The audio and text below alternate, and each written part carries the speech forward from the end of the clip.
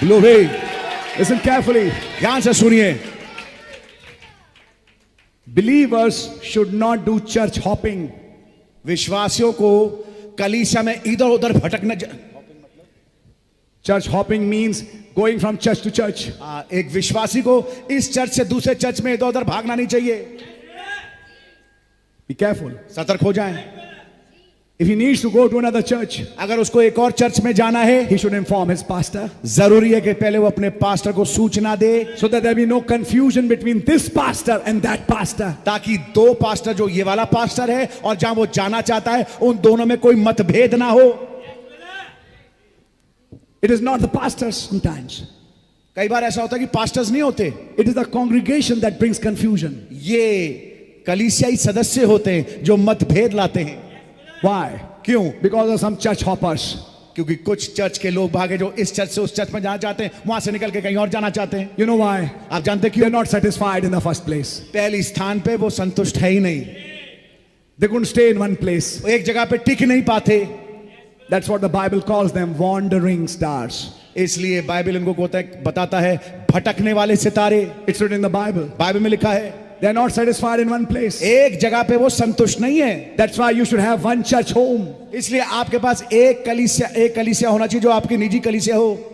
Are you understanding it? क्या समझ रहे हैं आप? And if by chance you have a relation in another church and you need to go to somewhere because of your job and you're visiting that church, inform your pastor. तो अगर आपको कहीं और जाना पड़े नौकरी की वजह से या आपका कोई रिश्तेदार रहता है और आप वहां जाकर के बसने वाले हैं, तो आप इससे पहले कि उस स्थान पे जाएं, पहले सूचना दें अपने पास्टर को.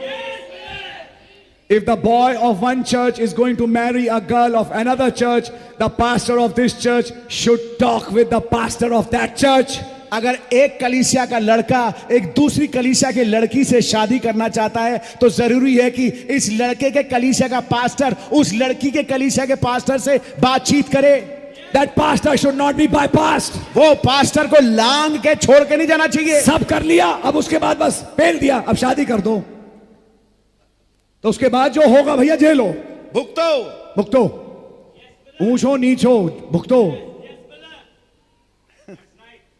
कुछ बात समझ में आ रही है आपके? Amen. You see, ministries have to go in harmony. आप देखिए सेवकाइयों को तालमेल में चलना चाहिए. This is the church of the living God. This is not secret service. ये जीवते खुदाई कलीसिया है, ये कोई सीक्रेट सर्विस नहीं है. ये हिटलर की एसएस आर्मी नहीं है. हाँ जी, समझ में आ रही है? हाँ जी. हर सेवक खुफिया बनने की कोशिश करता है.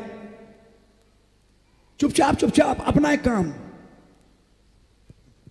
समझ में आ रही है आपके? अगर यही करते रहो तो मसीह की देह का क्या होगा प्यारे भाई? उन्नति नहीं अवनति होगी. समझ में आ रही है? हाँ जी. और इसके बाद प्रॉब्लम कहां से आती है? एक चर्च का मेंबर दूसरे के यहां पहुंच गया. समझ में आ रही है आपके? बहुत इंपॉर्टेंट है. भाइयों के बीच में एक मेल होना चाहिए. बैठिए, एक पॉइंट मैं रखूंगा, एक बहुत बड़ा इंपॉर्टेंट पॉइंट, प्लीज समझें. जब किसी पास्टर के यहां से कुछ लोग निकले, एक बहुत इंपॉर्टेंट पॉइंट है, और वो दूसरे पास्टर को अप्रोच करें, तो बहुत इंपॉर्टेंट बात है कि पूरा केस इन्वेस्टिगेट हो. ये निकले क्यों, और उन्होंने या तो निकाला या ये निकले या जो भी हुआ, ये हुआ क्यों, इससे पहले कि अगले कदम लिए जाए. सच बात है. समझ में आ रही है? कहीं ऐसा ना हो कि उस चर्च के 2-4 लोगों का वो पैसा मार के निकला हो, आपको ये बताएगा मुझे तो वहां चर्च ही समझ में नहीं आया, वहां तो कोई आत्मा है नहीं. आत्मा है, सब कुछ है. वो असली कारण नहीं उगलेगा अपने मुंह से. वो ये नहीं बताएगा मैं चोर हूं, मैंने पैसे मारे लोगों के, और दूसरे पास्टर से कहेगा ब्रदर मुझे आप जैसा आत्मिक आदमी लगता नहीं, क्या मैं आपके चर्च आ सकता हूं? और तब वो दूसरा पास्टर कहता है क्यों नहीं, क्योंकि वैसे भी इस पास्टर की उस पास्टर से बनती नहीं। आपको मालूम इससे नुकसान किसका हो रहा है? इससे नुकसान हो रहा है कलीसिया की क्वालिटी का।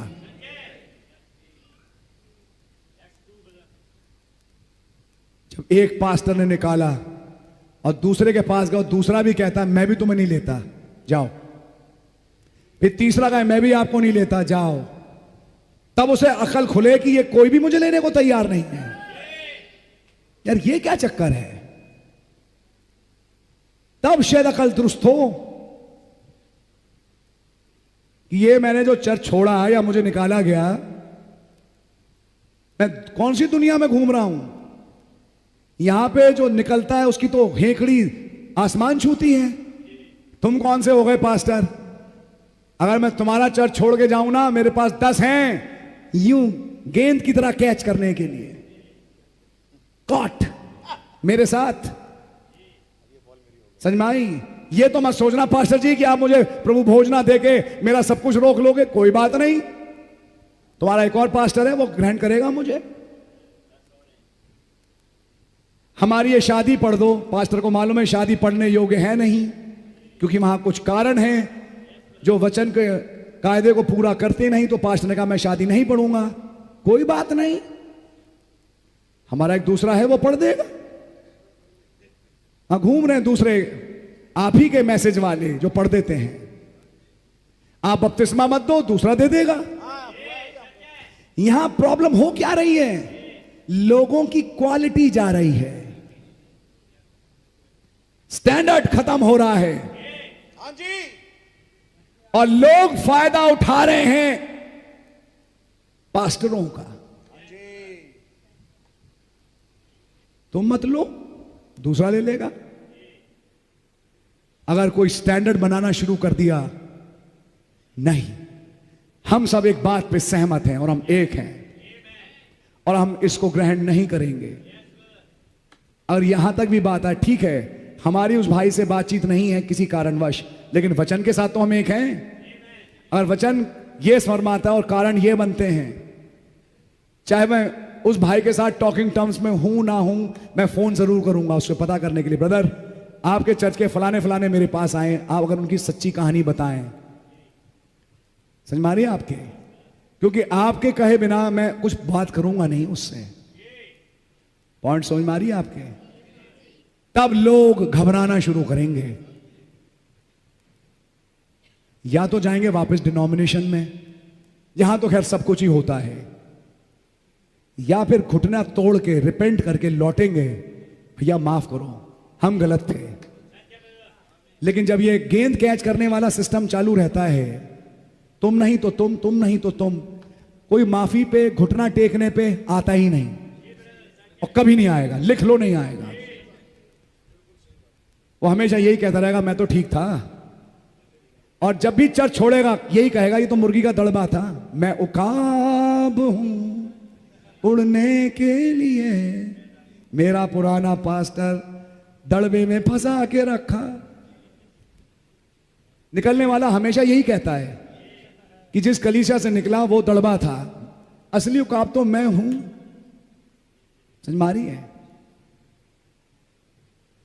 मैं इसलिए ये बातें कह रहा हूं भाई, अब आज अंत के समय ये भटकने और भटकाने वाली आत्माएं बहुत ज्यादा तेजी से घूम रही हैं। मेरी दुआ है हमारा कोई भी भाई या बहन ऐसी भटकाने वाली आत्माओं के चक्कर में आ ना जाए, क्योंकि रैप्चर खटाई में पड़ जाएगा। आपकी बात समझ में आ रही है? और जब आप और आपका पास्टर, जब आप और आपके अगुए जिनके साथ आप जुड़े हैं एक हो गए, आप पावर को ऑपरेट करते तो देखिए।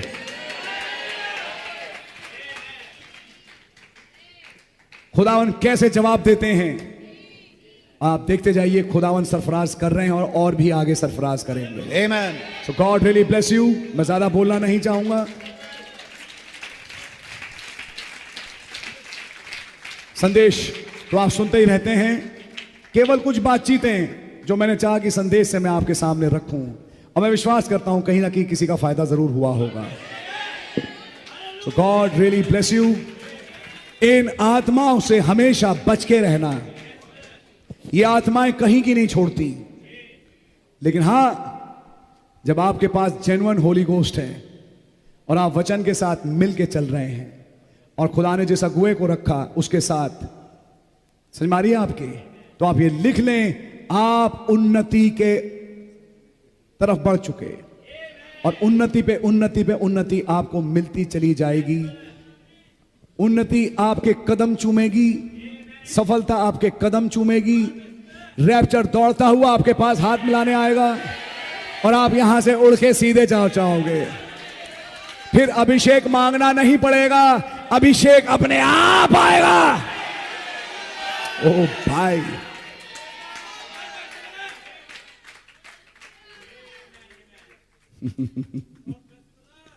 कई बार एक ही आवाज सुनते सुनते आदमी कभी बोर हो जाता है। कभी उसने ये सोचा कि इस आवाज के पीछे एक और आवाज है। जब ये रेवलेशन मिल जाएगा, वो आवाज से बोर नहीं होगा। नो, उसे मालूम है कि बोल कौन रहा है। God bless you.